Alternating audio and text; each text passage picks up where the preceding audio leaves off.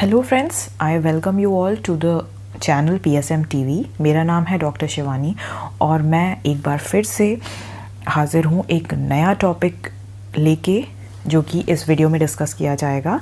And the name of this topic is concept of disease.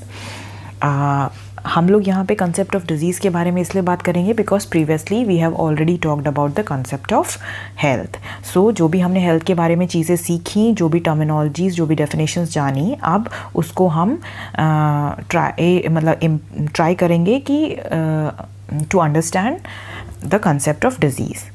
But before we continue with the topic, I would like to request all of you to please like and share my videos if they are helping you in studying this topic, and also to subscribe my channel so that you get notification whenever I upload a newer video. So now, without wasting much of the time, let's start the video. So the topic of today's presentation is concept of disease. Let's jump into the definition which is given for disease in our textbooks. It is any deviation from normal functioning or state of complete physical or mental well-being. So any deviation from the normal state is called as disease. यानी कि जो भी हमने health की definition पढ़ी थी in the previous video, वहाँ से कोई भी टाइप का डेविएशन होगा that will be called as a disease. अब यहाँ पे मैं एक चीज़ बताना चाहूँगी that WHO has not given any definition of disease. Why? Because they said, or they say that disease has many spectrums. It has many variations in which it can manifest. Therefore, it is not possible to define it in a specific manner. So this is why उन्होंने कोई definition as such नहीं दी है. ये definition जो मैंने mention की है that is given in our textbook. So I thought everybody should know this and should learn this. So I mentioned it here. And another cheese which I would like to mention here is that by spectrum, what is the meaning of spectrum of disease? Spectrum means जो भी variations एक disease show करती है, that is what is known as spectrum. For example जैसे leprosy है, leprosy की हमने बहुत सारे स्टेजिंग पढ़ी है, मतलब आई मीन जो स्टेजिंग पढ़ी है उसमें बहुत सारे स्टेजेस होते हैं. फॉर एग्जाम्पल लेप्रोमेटस लेप्रेसी होती है, बॉर्डर लाइन लेप्रेसी होती है, और भी बहुत सारी स्टेजेस होती हैं. I am not going into details of those stages but just as an example. So वो स्टेजेस क्यों होती हैं? वो दो चीज़ों की वजह से होती हैं. सिवियरिटी की वजह से होती हैं. जैसे जैसे डिजीज़ सीवियर होती जाती है वो आपकी ट्यूबरकुलॉइड फॉर्म से लेप्रोमेटस फॉर्म की तरफ जा रही होती है. एंड सेकेंड चीज़ इज़ यहाँ पे एक और चीज़ जो बढ़ रही है that is infectivity of the disease और इन्फेक्शियसनेस ऑफ द डिजीज़. तो जैसे जैसे वो इंक्रीज़ हो रही होती है अगेन वो ट्यूबरकुलॉइड फॉर्म से लेप्रोमेटस की तरफ जा रही होती है.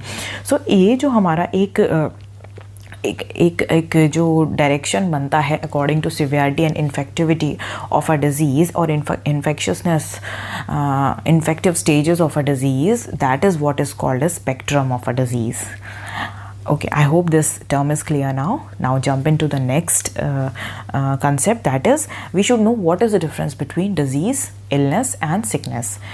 Disease is any kind of physiological or psychological dysfunction which occurs in our body, and when we express it as a subjective feeling or a subjective state, then it is called as illness. For example, यहाँ मैं एक example से explain करती हूँ.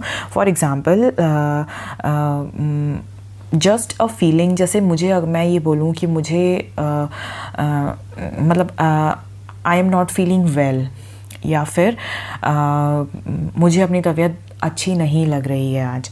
So by this term ये एक मेरी subjective feeling है कि मुझे अच्छा नहीं लग रहा है. लाइक आई एम फीलिंग, मतलब मुझे बीमार फील हो रहा है, या मुझे अच्छा नहीं लग रहा है, या मुझे अपनी हेल्थ अच्छी नहीं लग रही है.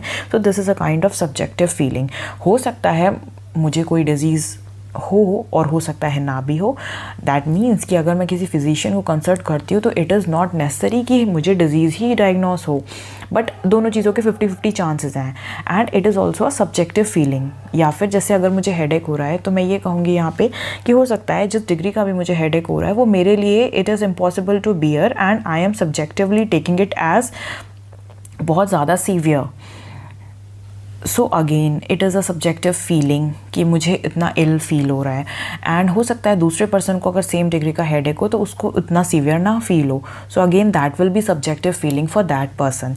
सो this is what is called as illness. जो भी हम सब्जेक्टिवली फील करते हैं about our health, that is illness. And sickness is in terms of the social circle in which we are there. That can be our community, that can be the role which we play in our society, है ना. तो social circle में अगर हमारी health की वजह से कोई भी dysfunction होता है तो that is called as sickness. जैसे कि sickness leaves होती हैं, तो हमारी जो health है, health issues की वजह से हमें हमारा जो role था, for example I am playing a role of teacher, तो मैं अगर अपने स्कूल से अपने कॉलेज से लीव लेती हूँ तो my health issues are affecting my social life and they are causing a kind of social dysfunction, and that is when we use the term sickness. I hope now it is clear. Now coming into another concept, which is concept of causation. These are very simple concepts, but one need to understand them before building or before going into higher forms of higher concepts. Okay, so concept of causation term is itself defining कि ये concept है cause का, कि क्या cause हो सकता है. और हम यहाँ कॉज किसके रेस्पेक्ट में बात कर रहे हैं? डिजीज़ के रेस्पेक्ट में बात कर रहे हैं. सो concept of causation. So in the 19th century there was this theory which was very famous given by Louis Pasteur, that is germ theory of disease. And basically उस समय पे हम लोग ज़्यादातर फोकस करते थे infectious diseases के ऊपर. So that is what this theory said. They gave a model called disease model also, जिसमें there was a small flow diagram जिसमें ये बोलते हैं कि there are microbes which are the causative factors for all the disease. And इनको उन्होंने बोला, उनका नाम जो दिया दैट वाज डिजीज़ एजेंट्स. तो ये जो माइक्रोब्स हैं which were called as disease agents, they enter into human and then they cause disease. ये एक छोटा सा फ्लो डायग्राम उन्होंने दिया. And this theory was very much famous in the 19th and the early 20th century until and unless people realized कि there are few exception to this. That means this theory also has limitations. और वो limitations क्या थी? वो limitations थी, लोगों ने कहा कि जो बीटा hemolytic streptococci है that is responsible for causing acute rheumatic fever. But not everyone exposed to this cocci gets acute rheumatic fever. Why is this so? Then another thing which was said was that not everyone who is exposed to tuberculosis develops tuberculosis. So these were the problems which started coming, and people were unable to solve these problems by using this germ theory of disease. Therefore, this concept of epidemiological triad came. Now this triad said that there are three things which are needed in order to manifest a disease, or in order for a disease to manifest. वो तीन चीज़ क्या है? Agent, host and environment. Okay, और ये तीनों चीज़ें मिलके बनाती हैं हमारा एपिडेमियोलॉजिकल ट्रायड. अब जो एजेंट है, एजेंट कैन बी कोई भी चीज़ हो सकती है जो डिजीज़ कर रही है. अब उस टाइम पे people were more focused into communicable diseases. So infectious agent ही होते थे, मतलब कंसिडर किए जाते थे या सोचे जाते थे. तो दे कैन बी बायोलॉजिकली, यानी वायरस हो सकता है, बैक्टीरिया हो सकता है, फंजाई हो सकता है, प्रोटोजोआ हो सकता है, कोई भी हो सकता है. Then host can be, we are like it can be human beings और एनिमल्स, जिसके अंदर भी ये जो एजेंट है ये हार्बर करेगा. That will be the host. और जो ये जिस कंडीशन में ये ट्रांसमिशन ऑफ डिजीज़ होगा, फेवरेबल, अनफेवरेबल, ये सारी जो कंडीशंस होती हैं, यानी कि जो factors which are external to the host are the environmental factors, जो कि इस ट्रांसमिशन में, इस इंटरेक्शन में हेल्प करेंगे. That will constitute the environment. So these three causative factors are responsible for causing a disease, and they are also responsible to decide if the disease will occur in a single individual or a group of population, or it will lead to an epidemic. And also they are the ones who will tell us about the distribution of the disease. जैसे for example मैं यहाँ पे अगर आपको malaria का example दूँ, तो जो यहाँ पे एजेंट है, एजेंट जो है that is malaria is Plasmodium. Okay, Plasmodium है, उसको ट्रांसफ़र करने वाला इन्वायरमेंट का पार्ट होगा. ओके, यानी कि हम मच्छर की बात कर रहे हैं, मॉस्किटो की बात कर रहे हैं, तो that is a part of environment. And host is यहाँ पे कौन है? Host human beings. And environment यानी कि एनवायरनमेंट जो कि इस ट्रांसमिशन को हेल्प करेगा. और ट्रांसमिशन कैसे हेल्प होगा? जब नंबर ऑफ मॉस्किटोज ज़्यादा से ज़्यादा होंगे. और नंबर कब ज़्यादा होता है? जब उनके लिए फेवरेबल कंडीशंस बहुत ज़्यादा होंगी. फेवरेबल कंडीशंस का मतलब है टेम्परेचर उनके अप्रोप्रिएट होगा, ह्यूमिडिटी उनके अकॉर्डिंग होगी, और भी बहुत सारे जो जोग्राफिकल फैक्टर्स हैं और जो भी एनवायरमेंटल फैक्टर्स हैं एज अ होल, वो सारे प्रेजेंट होंगे. तो ये ट्रांसमिशन मैक्सिमम होने के चांसेस हैं. अब अगर ये जो मैंने बात कही कि अगर एक मच्छर ने एक ह्यूमन को काटा तो एक ही इंडिविजुअल डिजीज्ड हुआ. बट इमेजिन अ कंडीशन जहाँ पे इन्वायरमेंट इतना फेवरेबल है मॉस्किटोज़ के लिए कि मॉस्किटो डेंसिटी बहुत हाई है. तो क्या होगा? एक लार्ज पॉपुलेशन जो भी वहाँ के इनहैबिटेंट्स होंगे उस एरिया के, they will be affected by this disease. So that is where is a possibility of epidemic की एक साथ इतना ज़्यादा नंबर अराइज हो जाएगा जो कि नॉर्मल लेवल से बहुत ज़्यादा है. Okay, so I hope I made this point clear. So this is what is called as epidemiological triad. Then एक फोर्थ कंपोनेंट इसमें और ऐड किया गया कि no this triad is incomplete. अभी इसमें एक टाइम फैक्टर इंक्लूड करना ज़रूरी है. Y?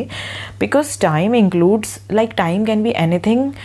That is incubation period हो सकता है, वो लाइफ एक्सपेक्टेंसी ऑफ होस्ट हो सकती है, या फिर life expectancy of pathogen itself हो सकती है. Then it can also be the duration of course of illness. तो ये सारी चीज़ भी हमें कंसिडर करके लेनी पड़ेंगी, चलनी पड़ेंगी if we are focusing into the disease. So time factor आ गया. अच्छा, now what happened was nowadays and like we are seeing कि एक shift हो रहा है from communicable diseases towards non-communicable diseases. मतलब non-communicable diseases बढ़ रहे हैं और communicable diseases कम हो रहे हैं. So इसमें अब this was very difficult for people to like use this model or use this triad in non-communicable diseases. So what happened, an advanced model was given and वहाँ पे सिर्फ हमने क्या किया, ये जो तीन हमने factors थे इनके नाम change कर दिए. Now environment does not only include the external environment. Apart from that, it also include the behavior, culture, ecology as well as the physiological factors which are present. Then host is not just one individual, host is group or population along with specific characteristics. And agent is not just one agent, because non-communicable diseases are multifactorial. There are many factors which are responsible for causing a non-communicable disease. Therefore we replace the term agent with the term causative factors. And this is how this advanced model of epidemiological triad was given with respect to the non-communicable diseases. Okay. Now agent factors. What are the agent factors? Agent factors can be biological. These can, and in biological again, these can be bacteria, viruses, fungi, protozoa, metazoa, anything. And यहाँ पे biological agents अगर होते हैं तो हमें तीन चीज़ें दिमाग में रखनी पड़ती हैं. वो तीन चीज़ें क्या हैं? क्योंकि infectious agents हैं तो infectivity कैसी है, पैथोजेनिसिटी कैसी है और विरुलेंस कैसी है. अब इनके बीच में डिफरेंस भी पता होना चाहिए. Infectivity is it is the ability of a organism to invade a host and multiply inside that host. तो सिर्फ उसको उस होस्ट के अंदर एंटर करना है और वहाँ पे खुद मल्टीप्लाई करना है.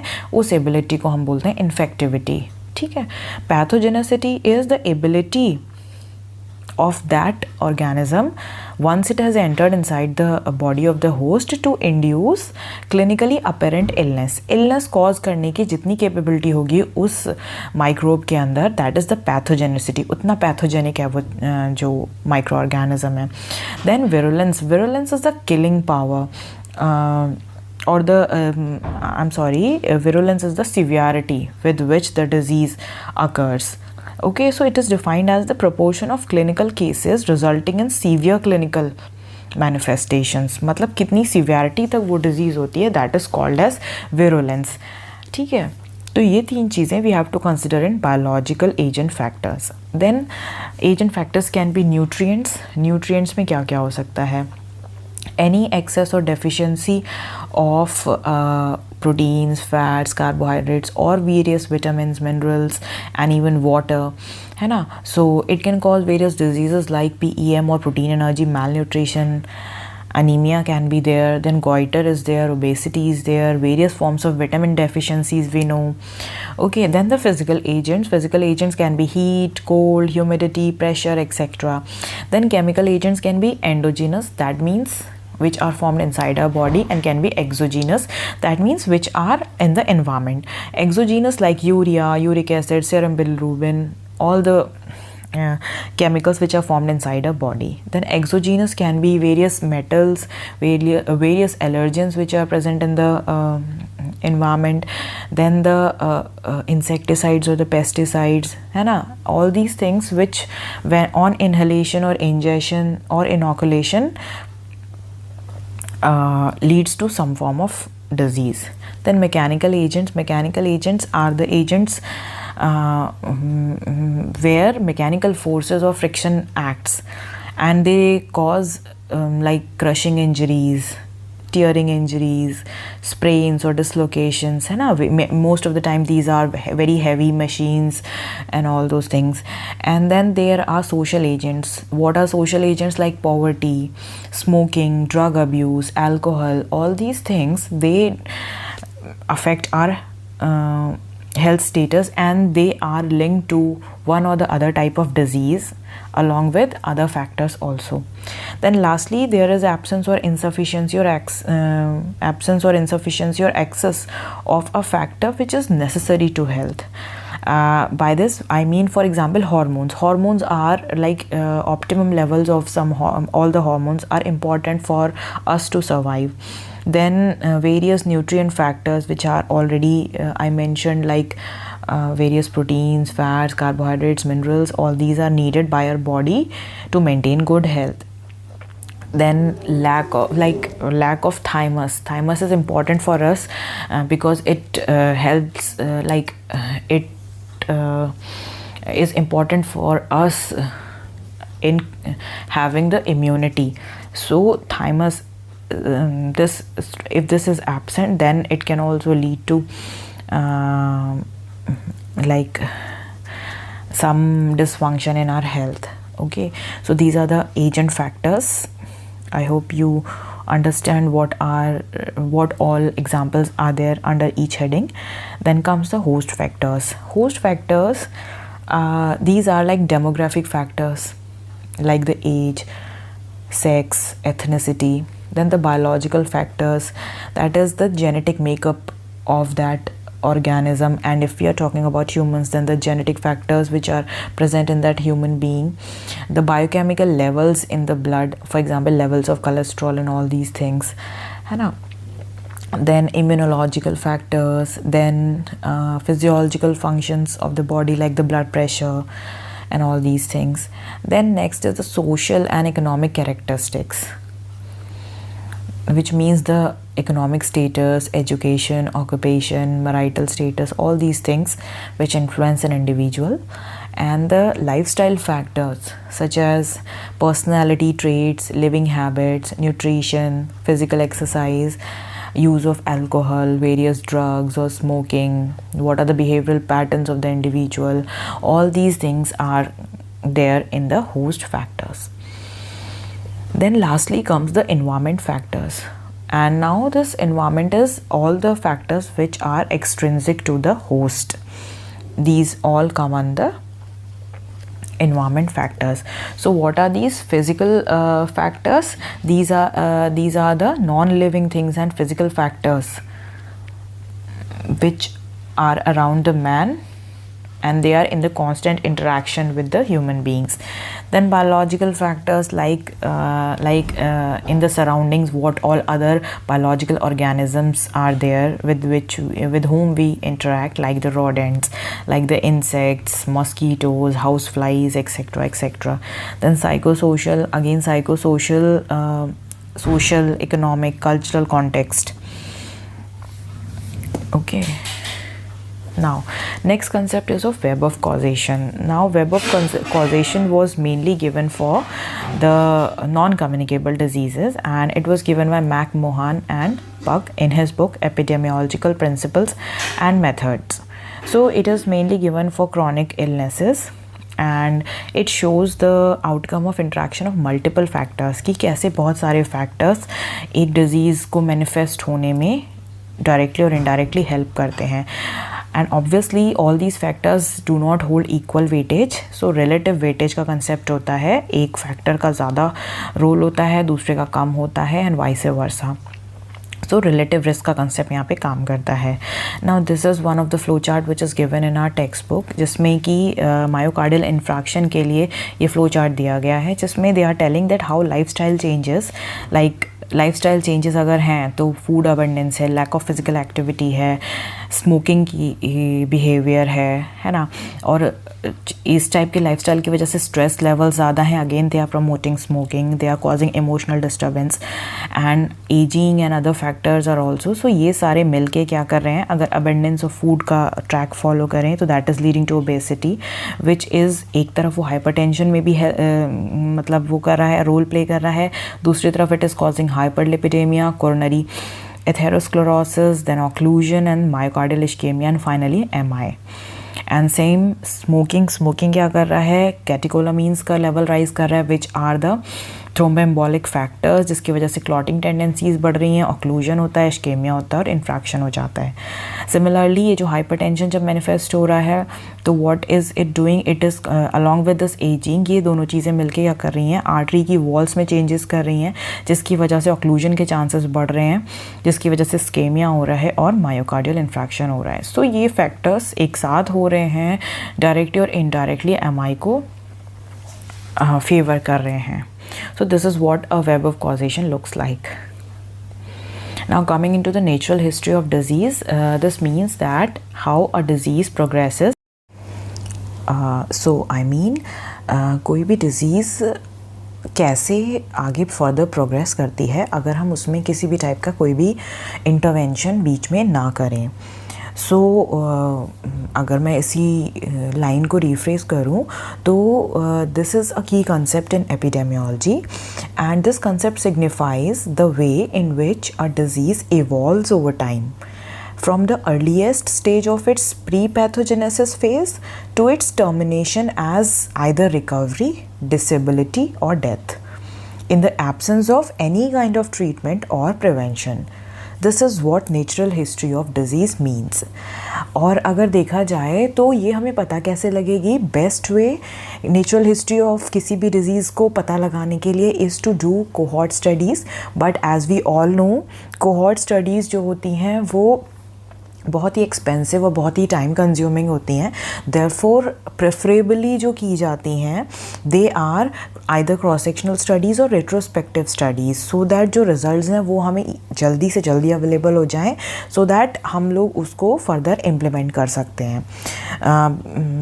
सो आइडियली कोहॉर्ट स्टडीज़ होनी चाहिए, but because of the expenses which are there and because they are very much time consuming, we prefer doing either cross sectional studies or retrospective studies. retrospective मतलब कि जैसे हमारे पास already कुछ data available है तो उस ऑलरेडी अवेलेबल डेटा से हम इंफॉर्मेशन कलेक्ट कर रहे हैं और ये देख रहे हैं कि ओके इस डिज़ीज़ का कोर्स ऐसा जा रहा था अगर कोई ट्रीटमेंट या प्रिवेंशन नहीं दिया जा रहा था तो. Okay, so यहाँ पे as mentioned in this diagram there are two parts, period of pre-pathogenesis and period of pathogenesis. And in this period of pre-pathogenesis होता क्या है, agent is present, host is present, all the environmental factors are also present, but यहाँ पे जो interaction होना चाहिए इन तीनों के बीच में वो इंटरेक्शन एब्सेंट होता है. सो क्या होता है कि यानी कि एक तरह से रिस्क फैक्टर्स प्रेजेंट हैं. अगर हम नॉन कम्युनिकेबल की बात करें, नॉन कम्युनिकेबल डिजीज़ की, तो रिस्क फैक्टर्स प्रेजेंट हैं, सब कुछ है, but because of the lack of interaction क्या हो रहा है कि डिजीज़ नहीं है, disease is not there. Okay, और इस तरीके की सिचुएशन में what kind of prevention level is there? It is primary prevention. और उसमें हम करते क्या हैं? दो चीज़ें करते हैं.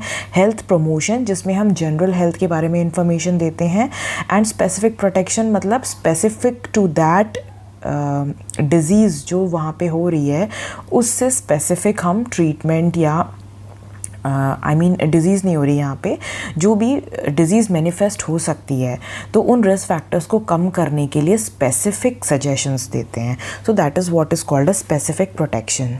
Okay, then in the pre pathogenesis period क्या होता है? As soon as this agent enters into the human host, यानी कि इन तीनों के बीच में ये जो तीनों चीज़ें, agent, host and environment, interaction होना शुरू होता है और ये एजेंट फाइनली होस्ट के अंदर एंटर कर जाता है. तो क्या होता है? धीरे धीरे जो एजेंट है वो that becomes established in the body of the host and then it multiplies and there are physiological changes in the at the cellular level, at the tissue level. तो ये सारा जो इंट्रैक्शन हो रहा है और ये जो एक स्टिमुलस मिल रहा है बॉडी को, ये होता है अर्ली पैथोजेनेसिस फेज. यहाँ पे क्या हो रहा है? क्लिनिकली डिजीज़ मैनिफेस्ट अभी नहीं करी है, बट हाँ अंदर what I should say physiological changes होने लगे हैं बॉडी के. यहाँ अर्ली पैथोजेनेसिस स्टार्ट हो जाती है. देन व्हाट हैपन्स इज धीरे धीरे बॉडी के अंदर साइंस एंड सिम्टम्स मैनिफेस्ट होने लगते हैं. दैट मीन्स अर्ली लीजन्स आने लगते हैं डिज़ीज़ के. Then what happens later on is वो अर्ली लीजन्स एडवांस डिजीज़ में कन्वर्ट होते हैं. ओके, यानी कि फुल फ्लेजेड डिजीज़ मैनिफेस्ट हो चुकी है अब, और एडवांस डिजीज़ में मैनिफेस्ट होने का मतलब है कि अब उससे एसोसिएटेड डिसेबिलिटी भी आने लगी है.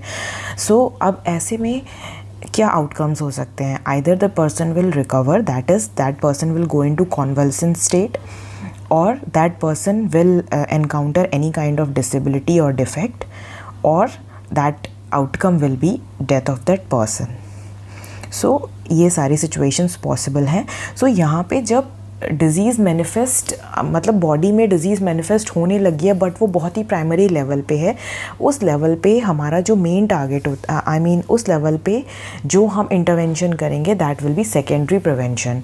और सेकेंडरी प्रिवेंशन का हमारा सोल पर्पस होता है कि हम उस डिज़ीज़ को बहुत ही अर्ली स्टेजेस में डिटरमाइन कर लें, डायग्नोस कर लें, सो दैट हम उसका आगे का प्रोग्रेशन डिले कर सकें या in most of the diseases रोक भी सकें. So secondary prevention में what mode of intervention is there? It is early diagnosis and treatment, so that for disease process वहीं की वहीं suppress हो जाए, वहीं की वहीं halt हो जाए. Then जब ये disease advanced disease में convert होने लगती है, यानी कि अब complications भी आने लगे हैं disease के, complications आ रहे हैं तो disability कॉज करेंगे किसी ना किसी वे में. तो यहाँ पे जब डिसेबिलिटी आने लग गई है, देन ऐसे में कॉम्प्लिकेशंस की प्रेजेंस में हम क्या करते हैं? टर्शियरी प्रिवेंशन की. अब डिज़ीज़ प्रेजेंट है ऑलरेडी बॉडी के अंदर और डिज़ीज़ कॉम्प्लिकेशंस कॉज कर रही है, जिसकी वजह से बहुत सारी डिसेबिलिटीज़ पेशेंट के अंदर हो रही हैं. तो now what is our target? Our target is to reduce those disabilities.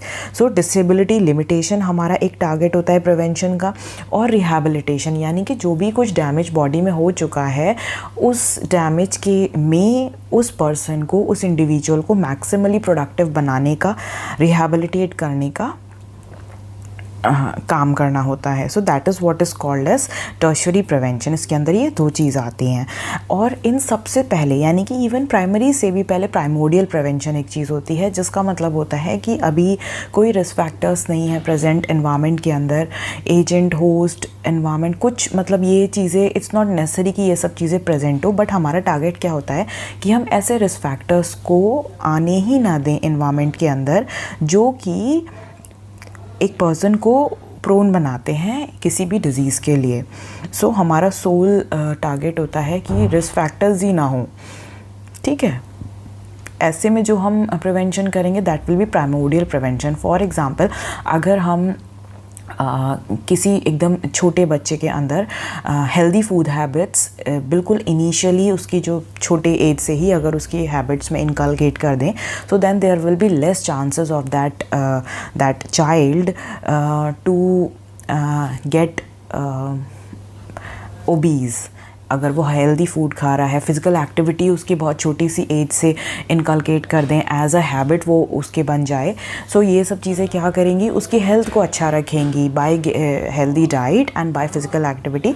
सो वो बच्चा आगे जाके जब वो बड़ा होगा, दैट बच्चा will not become obese, and in turn obesity से रिलेटेड जो भी प्रॉब्लम्स हैं, डायबिटीज़ है या जो भी प्रॉब्लम्स हैं, हार्ट डिजीज़ हैं, ये सब कुछ भी मैनिफेस्ट नहीं करेंगे। So just by changing the behaviour, the habits of a person in a very initial state, we can prevent most of the diseases, or we can at least delay most of the diseases in future. So this is what is primordial prevention. So now going on to the next slide, again I have tried to explain this with the help of this diagram. What is pre-pathogenesis phase? That is, man is exposed to the risk of disease. That means कि वहाँ पे agent है, host है, environment है, लेकिन उनका सिर्फ एक प्रेजेंस इज़ नॉट सफिशेंट, उनके बीच में interaction is also needed. This is what is called as pre-pathogenesis phase. And what is pathogenesis phase? That means the agent has entered into the host now, and what that agent will do, that agent will multiply inside the host, induce changes at cellular level. Then जो भी उसका incubation period है उसमें ये सारे changes उस agent के अंदर होंगे, वो number में भी बढ़ेगा, and then finally that disease will either become subclinical, clinical, और अगर कोई asymptomatic रहती है तो पर्सन बन जाता है carrier of that disease. And final outcome तीन ही चीज़ हो सकती हैं, या तो पर्सन रिकवर कर जाएगा, या कोई ना कोई टाइप की डिसेबिलिटी होगी उसे उस डिजीज़ की वजह से, या फिर it will be a death.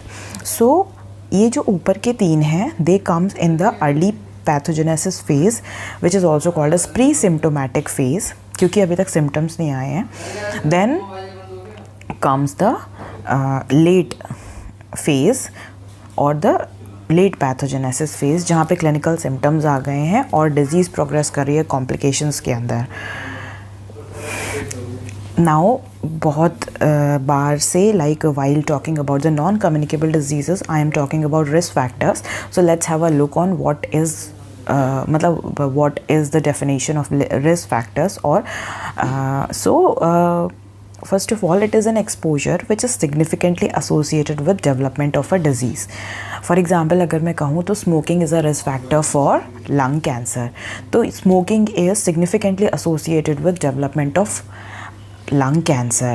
Therefore, we call smoking as a risk factor for lung cancer. एक और जो बात इसके लिए कही गई है, a determinant that can be modified by intervention, thereby reducing the possibility of occurrence of disease और अदर स्पेसिफाइड आउटकम्स. सो अगर हम किसी भी डिजीज़ के लिए कोई स्पेसिफिक रिस्क फैक्टर मान रहे हैं, तो वो चीज़ होती है जिसको अगर हम हटा दें या फिर उसके लिए कोई भी इंटरवेंशन कर दें, तो उस स्पेसिफिक पर्टिकुलर डिजीज़ की जो अकरेंस है वो डिक्रीज़ होगी. सो और देयर बाय जो भी उससे आउटकम होता है, weather it is disability, weather it is death, वो भी हमारा जो स्पेसिफाइड आउटकम है उसकी भी पॉसिबिलिटी है कि वो भी रिड्यूस हो जाएगा. So that means again same examples अगर मैं समझाऊँ तो, if we consider smoking to be a risk factor for lung cancer, तो इफ़ वी इंटरवीन स्मोकिंग, यानी कि अगर हम स्मोकिंग सीजेशन कराते हैं ऐसे लोगों के अंदर, so there will be a significant reduction in the occurrence of lung cancer, and then there will be a significant reduction in the mortality due to lung cancer. Or another important point is risk factor is a proxy for need for preventive and promotive health services. यानी कि indirectly हमें बताता है कि अगर आपको इस risk factor को हटाना है तो what preventive और promotive services you should opt for.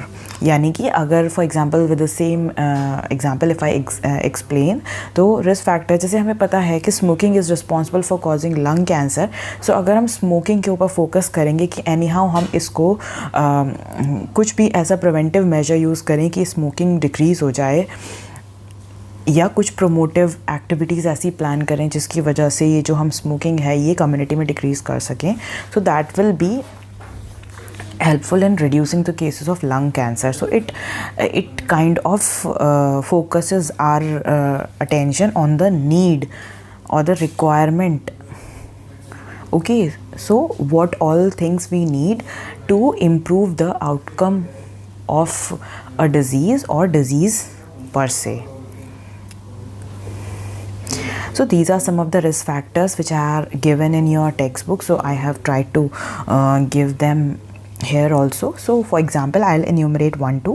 Like for heart disease, risk factors can be smoking, it can be high blood pressure, elevated serum cholesterol, diabetes, obesity, lack of exercise, type of personality. Okay, and like for diabetes it is obesity and diet, unhealthy diet. Okay, and then cirrhosis of liver, we all are well aware what is the risk factor for cirrhosis of liver. It is alcohol. Okay, so these were some of the examples, and then let's move on to the next topic. Yeah, so what, जैसे हमने risk factor पढ़ा, ऐसे ही बहुत सारे risk groups होते हैं. Risk groups का मतलब होता है टारगेट ग्रुप्स, यानी कि अगर हम कोई भी इंटरवेंशन करना चाह रहे हैं, कुछ भी करना चाह रहे हैं, तो हम बहुत सारी बार होता है कि पूरी इंटायर पॉपुलेशन पे करते हैं, बट बहुत सारी बार होता है कि स्पेसिफिक टारगेट ग्रुप्स होते हैं हमारे, यानी कि कुछ लोगों को या एक पॉपुलेशन को हम टारगेट लेके चलते हैं. फॉर एग्जांपल अगर हम इम्यूनाइजेशन की बात करें तो हम अंडर 5 चिल्ड्रंस की ज़्यादा बात करते हैं. ओके, अगर हम ANC चेकअप्स की बात करें तो हम प्रेग्नेंट वुमेन्स का जो ग्रुप है उसकी बात करते हैं. देन अगर हम another example can be like old age is itself a target group for various kinds of services, various kinds of diseases. Okay, so इस टाइप के जो भी ग्रुप्स होते हैं, मतलब एज ग्रुप्स, चाहे वो एज के बेसिस पे हों, चाहे वो अपनी किसी भी वल्नरेबिलिटी की वजह से हों, so these are called as the risk groups और द टारगेट ग्रुप्स. और यहाँ पे एक अप्रोच होती है that is called as risk approach, which means something for all but more for those in need in proportion to the need. So यानी कि something for all, something for all, ठीक है. Okay, yes. So here also I have tried to enlist the at-risk groups which are being given in your this thing textbook. So guidelines for defining a risk group. What are the guidelines? Like risk groups are divided into 3 things: biological situation, then physical situation, socio-cultural and cultural situation. Biological में we have age group, we have sex, we have physiological state, we have genetic factors, and we have other health conditions. Okay, physical situation like urban or rural division, living conditions and overcrowding. Then for environment there is water supply, proximity to industries and all. Then socio-cultural or cultural में class, social class. Then ethnicity, cultural group. Family disruption, education. Then customs and habits, access to health services, and lifestyle and attitude. So this is just to show you people that it's not just the age groups which matters. It can be anything. It can be biological, it can be physical, it can be socio-cultural. Okay, so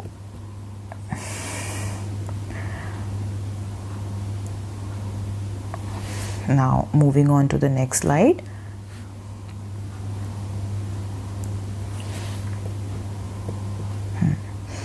Yes, this is one of the most important concept, that is iceberg of disease.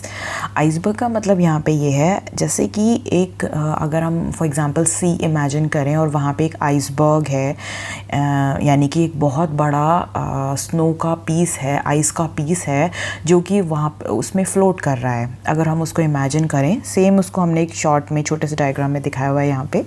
सो यहाँ पे क्या हो रहा है, ये जो मतलब ये जो आइसबर्ग है ये इस वाटर में फ्लोट कर रहा है, और ये इस वाटर में जब फ्लोट कर रहा है तो व्हाट इज़ हैपनिंग इज, कुछ हिस्सा इसका, ये देखिए ये नीचे है, ठीक है, और क्या है, कुछ हिस्सा जो है इसका वो ऊपर है, ठीक है। अब क्या होता है, जो फिजिशियन होता है, फिजिशियन जो होता है वो क्या है, वो सिर्फ इस हिस्से को जो ऊपर है इसको डायग्नोस करता है, बिकॉज नीचे वाला हिस्सा तो है ही नहीं। यानी कि अगर आप इस पूरे स्नोबॉल को एक तरह से कम्युनिटी मान लें, तो कम्युनिटी में ये जो मैंने ब्लू शेड किया है, only this part is diagnosed और सीन बाय द फिजिशियन, है ना, जिसको मैंने लिखा है floating tip which is the disease diagnosed is this blue part. Okay, क्यों, क्योंकि यही सिम्टोमेटिक लोग हैं, यही सिम्टोमेटिक हैं, तो यही फिजिशियन के पास जाते हैं। ओके, अब क्या हो रहा है, लेकिन जो नीचे वाला पार्ट है, this is not seen by the physician, क्योंकि यहाँ कोई सिम्टोमेटिक ही नहीं है, यहाँ पे प्री सिम्टोमेटिक डिजीज़ है, और प्री सिम्टोमेटिक होने की वजह से क्या हो रहा है, ना तो लोगों के अंदर सिम्टम्स हैं, तो इसलिए वो फिजिशियन के पास जा ही नहीं रहे हैं। सो यहाँ पे लिखा भी है, what the physician does not see. So hidden disease in the community, this is the hidden disease in the community. Okay, और यही हिडन पार्ट जो है, इसके अंदर जो भी टाइप के केसेस हैं उनको हम क्या कह देते हैं, उनको हम कह देते हैं these are either the latent cases, inapparent cases, pre symptomatic हैं, अनडायग्नोज्ड हैं, या कैरियर्स हैं। ठीक है, लेटेंट केसेस हैं, मतलब डॉर्मेंट फॉर्म में है इनके अंदर जो डिजीज़ है प्रेजेंट। ओके, जैसे ट्यूबरकुलोसिस होता है एक्टिव फॉर्म में होता है, लेटेंट फॉर्म में होता है। लेटेंट मतलब इनएक्टिवेटेड फॉर्म में, लेकिन still the agent persist inside the human और the host. Okay, then pre symptomatic मतलब अभी सिम्टम्स नहीं आए हैं, उससे पहले वाली स्टेज में है। देन अनडायग्नोज्ड, फिजिशियन ने डायग्नोस ही नहीं किया, यानी कि लोग को फिर भी हो सकता है कुछ ना कुछ प्रॉब्लम हो रही हो, but these people are ignoring their symptoms, and this is why they are not consulting any physician, because and there can be many factors to it.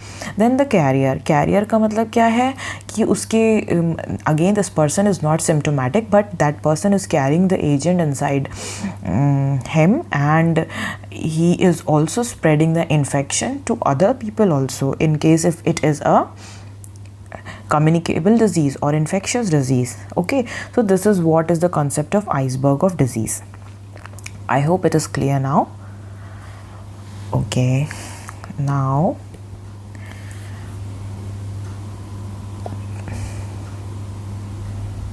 I'm sorry, I just did something wrong. Yes, now going on to the next concept, which is disease control. What does this concept mean? Disease control, तीन चीज़ें होती हैं, disease control, disease elimination and disease eradication. ये इसी sequence में चलता है। ठीक है, पहले कंट्रोल किया जाता है किसी भी डिजीज़ का, फिर उसे एलिमिनेट किया जाता है, और फाइनली उसे इरेडिकेट किया जाता है। कंट्रोल का मतलब है हम लोकल लेवल पे कंट्रोल कर रहे हैं। मैं इसको याद कराने की कोशिश कर रही हूँ और एक कंसेप्ट आपके दिमाग में बनाने की कोशिश कर रही हूँ। कंट्रोल का मतलब है आप एक लोकल लेवल पे कर रहे हो। एलिमिनेशन का मतलब है कि आप लोकल लेवल पे कर रहे हो, का मतलब एक स्पेसिफिक जोग्राफिक एरिया में आप किसी भी इन्फेक्शियस एजेंट का लेवल इतना कम कर देते हो कि वो एक पब्लिक हेल्थ प्रॉब्लम नहीं बचता। फिर फॉर एग्ज़ाम्पल एक कोई जगह है जहाँ पे मलेरिया बहुत होता है, बहुत ज़्यादा केसेस होते हैं वहाँ पे। अब हम क्या कर रहे हैं, bye spraying various these insecticides and like DDT, मेलेथियन, बहुत सारे ये जो हैं इन सब के यूज़ की वजह से, by using nets, by using various other technologies like using larvicidal fishes and larvicidal fishes and all these things, what we did, we tried to control the number of cases by controlling this population of mosquitoes. So we controlled the population of mosquitoes to a level where malaria ceased to be a public health problem. अभी भी cases हो रहे हैं मगर इतने ज़्यादा नहीं हो रहे कि वो एक हैवॉक बन जाए हमारे लिए। ओके, सो हम क्या ऐसा करते हैं सो दैट कंट्रोल हो जाए कोई भी डिज़ीज़। हमारा फोकस होता है कि इंसिडेंस यानी कि जो भी न्यूअर केसेस हो रहे हैं उनको डिक्रीज़ करना। और वो कैसे डिक्रीज़ होंगे मलेरिया के केस में, जब मॉस्किटोज़ की पॉपुलेशन कम होगी, कम मॉस्किटोज़ होंगे, कम लोगों को काटेंगे, न्यू केसेस कम होंगे। ड्यूरेशन ऑफ डिजीज़, अगर हम ट्रीटमेंट अच्छा देंगे तो ड्यूरेशन ऑफ डिजीज़ कंट्रोल कर सकते हैं। इफ़ेक्ट ऑफ इन्फेक्शन, इन्फेक्शन की वजह से जो बाद में इफ़ेक्ट्स होते हैं यानी कि even after the person gets recovered still जो भी उसके साइड इफ़ेक्ट्स रह जाते हैं because of like weak immunity है, तो जो भी प्रॉब्लम्स रह जाती हैं उन सब चीज़ों को रिड्यूस करना। And then financial burden to the community भी रिड्यूस करना होता है। So these are some of the ongoing operations which aims at reducing और controlling a disease. Then next concept is disease elimination. अब हमने क्या किया, वहाँ पे हमने सिर्फ कंट्रोल किया था, हमने किसी भी चीज़ को लाइक ना एजेंट हटाया, ना होस्ट हटाया, ना इन्वायरमेंट, कुछ नहीं किया। हमने सिर्फ एजेंट को कंट्रोल किया। कैसे? वेक्टर को कंट्रोल करके। ओके, अच्छा, अब यहाँ पे हम क्या कर रहे हैं, ये जो इस एपिडेमियोलॉजिकल ट्रायड में इंटरेक्शन होता है हम इसको कट ऑफ कर देते हैं, इसको इंटरप्ट कर देते हैं। ठीक है, तो interruption of transmission of disease okay is disease elimination. इस ट्रांसमिशन को ही इंटरप्ट कर दोगे तो क्या होगा, कोई किसी से इंटरेक्ट ही नहीं कर रहा, इंटरेक्शन नहीं होगा तो होस्ट के अंदर एजेंट जाएगा ही नहीं, एजेंट जाएगा ही नहीं तो डिजीज़ होगी ही नहीं। ठीक है, तो also called as regional elimination. ठीक है, तो ये जैसे कि अब मान लिया इंडिया में किया गया, तो इंडिया में किया गया, ट्रांसमिशन कट ऑफ कर दिया गया हर तरीके से मलेरिया का। So India will then be declared as to eliminate malaria। ठीक है, सो अगेन ये हमें पता ही है कंट्रोल और इराडिकेशन के बीच का स्टेप है। तो जैसे कि एलिमिनेशन ऑफ पोलियो हुआ, मीजल्स हुआ, डिप्थीरिया हुआ, ये सब एलिमिनेशन स्टेट में हुए। Okay, then comes the concept of disease eradication. मतलब अब ये agent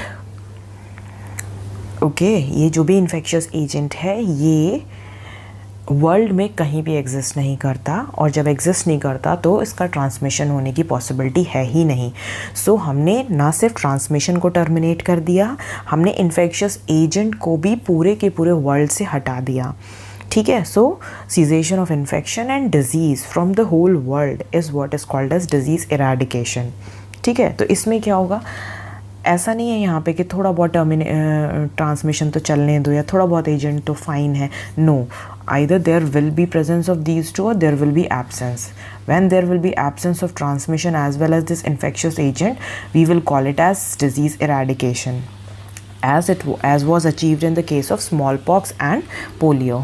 Okay, then comes these three terms: monitoring, evaluation and surveillance. Although there is a separate chapter in higher, like at MD level, about these three terms, but here I have tried to explain them with a very like limited number of bullets. So what is monitoring? Monitoring is kind of जैसे कि हमारी एक कोई company है और अब हमने वहाँ पे कुछ अपनी कंपनी में जो भी हम प्रोडक्ट बना रहे हैं उसके लिए हमने कुछ इनपुट्स लगाए हैं। हमने इनपुट में जो भी रॉ मटेरियल्स यूज़ किए हैं उनका ट्रैक रखना, जो भी हमने मैन पावर इम्प्लीमेंट की है, जो भी लॉजिस्टिक्स यूज़ कर रहे हैं हम उसके लिए, उसको बनाने के लिए जो भी मशीनरी यूज़ कर रहे हैं, और वेरियस वर्कर्स के वेरियस टाइम शेड्यूल्स एंड जो एक्टिविटीज़ हमने असाइन की हैं, ये सारा कुछ हम इनपुट दे रहे हैं सो दैट वो प्रोडक्ट एक हाईली एफिशिएंट वे में बन के बाहर आए। सो ये सारा कुछ जो हम इनपुट में दे रहे हैं, whether it is man power, whether it is logistic, whether it is machinery which we are using, whether it is various scheduling plans which we are making, इन सब चीज़ों को इंटरमिटेंट या एपिसोडिकली हम क्या करते हैं, इनकी परफॉर्मेंस देखते रहते हैं कि अरे ये हमने जो प्लान बनाया, जो शेड्यूल बनाया है वर्कर्स के काम करने का, is it working it at its maximum efficient level और नॉट, कि उसमें वो अपना मैक्सिमम परफॉर्म कर पा रहे हैं कि नहीं। जो भी हमने लोगों को हायर किया है, are they actually efficient for their work. Okay, whoever is like whatever machinery we are using, वो एक्चुअली अपना एफिशिएंटली काम कर रही है कि नहीं कर रही। तो ये सारे जो हम मेजरमेंट ऑफ परफॉर्मेंस कर रहे हैं और ये हम एपिसोडिकली करेंगे time to time, so that क्या होगा, हमें अपने इनपुट्स के बारे में पता चलेगा कि यार कहाँ पे कमी रह रही है, so that we can correct that deficiency. And जब हमारे इनपुट्स अच्छे होंगे, टू द पॉइंट होंगे, तो हमारा आउटपुट भी अच्छा होगा। उसी को हम अगर in terms of health services या हेल्थ प्रोफेशनल्स के उसमें रेस्पेक्ट में देखें, so we can say intermittent और episodic measurement of performance of a health service. ठीक है, हम हेल्थ सर्विस में क्या क्या इनपुट में दे रहे हैं, हमारी जो भी सर्विस एडिक्वेट है कि नहीं है, जो भी एक्सपेक्टेशंस ऑफ द कम्युनिटी है, नीड्स ऑफ द कम्युनिटी है, उसको फुलफ़िल कर रही है कि नहीं कर रही, जिस टारगेट ग्रुप को हम पहुंचाना चाह रहे हैं वो सर्विसेज वहां तक पहुंच रही है कि नहीं पहुंच रही, सर्विसेज एडिक्वेट हैं कि नहीं है। ऐसा तो नहीं है कि सर्विसेज का सिर्फ नाम है कि वो अवेलेबल है इस हेल्थ सेंटर पे, लेकिन वहाँ पे वो सर्विसेज है ही नहीं। जो मैन पावर एक्चुअल में होनी चाहिए for the delivery of health services वो है कि नहीं, वो हाईली प्रोफेशनल है कि नहीं, वो वेल इक्विप्ड है कि नहीं। तो ये सारी चीज़ों को हमें मॉनिटर करना पड़ता है। So it is to keep track of the inputs and targeted outputs to ensure if everything is going as per plan और नॉट। ठीक है, then comes another thing which is evaluation. Evaluation mainly हम programmes, जो भी हमारे health programmes चल रहे होते हैं उनके रेस्पेक्ट में वर्ड यूज़ करते हैं। ओके, सो प्रोग्राम्स में एवेलुएशन कैसे किया जाता है, लास्ट में प्रोग्राम के हम ये देखते हैं कि जो भी हमारे ऑब्जेक्टिव्स थे जो हम लेके चले थे at the start of programme, वो हमारे कितने अचीव हुए। That will determine how well the programme has performed. Okay, तो काइंड ऑफ हम उसका एक तरह से एग्ज़ाम लेंगे, पूरा का पूरा असेसमेंट करेंगे कि ओके ये सब कुछ किया गया इन ऑब्जेक्टिव्स को अचीव करने के लिए, and this was the performance of this programme. So that is how the term evaluation is used. Then comes surveillance. Surveillance, पहली चीज़ ये कंटिन्यूस एनालिसिस होता है। कंटिन्यूस एनालिसिस करने से क्या होगा, हम जैसे कि फॉर एग्जांपल, अगेन मैं सेम एग्जांपल देती हूँ कि हमारी कोई कंपनी है, उसमें जो भी प्रोडक्ट है, किसी भी XYZ प्रोडक्ट की मैन्युफैक्चरिंग होती है। सर्विलेंस में क्या होगा, हर एक स्टेप का कंटिन्यूस एनालिसिस होता रहता है, और एनालिसिस के बाद मतलब डेटा कलेक्शन एक तरह से, मतलब जैसे जो भी हमारी पूरी कंपनी में चल रहा है उसका डेटा कलेक्ट किया जाएगा, उसको एनालाइज किया जाएगा और उसे इंटरप्रेट किया जाएगा, और जो भी इंटरप्रिटेशन रिजल्ट्स आते हैं उनके अकॉर्डिंग हम फीडबैक्स देंगे टू वेरियस सब सेक्शंस ऑफ द इंडस्ट्री और various departments of the industry, so that they can improve upon. So it is an ongoing process, continuous process है। ठीक है, I hope it is clear now. Okay, this concept of prevention I have already explained. 4 levels होते हैं। ठीक है, और primary में हम क्या करते हैं, health promotion, specific protection. Secondary में early diagnosis and treatment. Tertiary में disability limitation and rehabilitation. Then comes concept of disability. What is concept of disability? Let me explain you with an example. For example, क्या होता है, एक person का accident हो जाता है। ठीक है, एक्सीडेंट हुआ और उसको मेनली लोअर लिम्ब इंजरी होती है। लोअर लिम्ब इंजरी में उसका क्या होता है, फुट लॉस हो जाता है। फुट लॉस हो गया एक्सीडेंट में। So this is what is कि एक बॉडी पार्ट का लॉस हो रहा है। This is what is called as impairment. Okay, तो this is what is called as impairment. अब फुट लॉस होने की वजह से that person can not do his routine work, यानी कि जो एक इंडिविजुअल उसकी सेम एज का अपना जो भी रूटीन वर्क कर सकता है, वो रूटीन वर्क अब ये इंडिविजुअल अपने लिए नहीं कर सकता। ओके, सो ऐसे में what term is used, we call it as a disability. ठीक है, एंड थर्ड थिंग इज़, अब उस लॉस ऑफ फुट की वजह से उसका जॉब चला जाता है, लॉस ऑफ वर्क और loss of employment. That is when we call that person as handicap, यानी कि उसका जो सोशल रोल था, जो वो सोसाइटी में प्ले कर रहा था, that has been lost. Okay, then we call the person as handicapped. So impairment is defined as any loss or abnormality of psychological, physiological और एनाटॉमिकल स्ट्रक्चर और फंक्शन। ठीक है, तो किसी भी टाइप का कौन सा लॉस, फिजियोलॉजिकल, साइकोलॉजिकल और anatomical loss of a structure is called as impairment. What is disability? Disability is because of an impairment, the affected person is unable to carry out certain activities which are considered normal for his age, for his sex, etc. ठीक है, And then handicap is when the person is not able to play the role which is expected of him in the society is what is handicap. Okay and यहाँ पे मैं एक चीज़ बताऊँ, disability जो prevention है, जैसे ये डिसेबिलिटी है, डिसेबिलिटी को प्रिवेंट करने के लिए हम क्या लेवल्स ऑफ प्रिवेंशन यूज़ करेंगे, तो we should always remember that this includes all levels of prevention.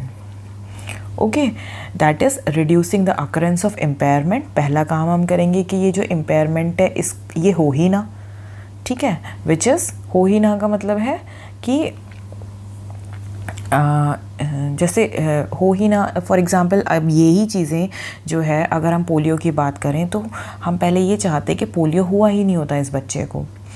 Okay, तो हम किस चीज़ पे फोकस करते, इम्यूनाइजेशन के ऊपर फोकस करते against polio. So that would be primary prevention में कौन सा स्पेसिफिक प्रोटेक्शन देते हैं हम बच्चे को. देन डिसेबिलिटी अगर हो गई है तो disability limitation by appropriate treatment, उसका ट्रीटमेंट कराते हैं अगर डिसेबिलिटी हो भी गई है तो जब ट्रीटमेंट करा रहे हैं तो that will B secondary prevention, जहाँ पे हम अर्ली डायग्नोसिस एंड ट्रीटमेंट कर रहे हैं.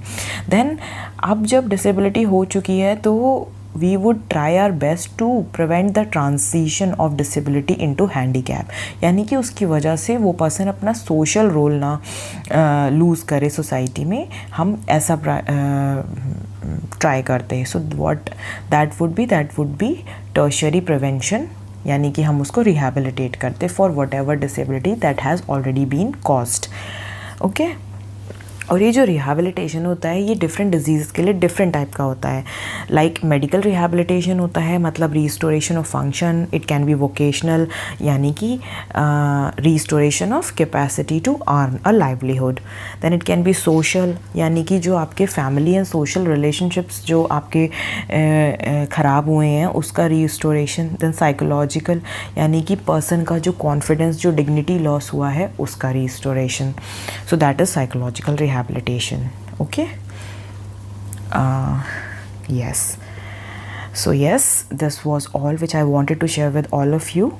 Thanks for watching, and please don't forget to like and share my videos, and also to subscribe my channel so that जो भी न्यू वीडियो मैं upload करूँ वो आप लोगों को सबसे पहले पता लग जाए. And thank you so much. Bye.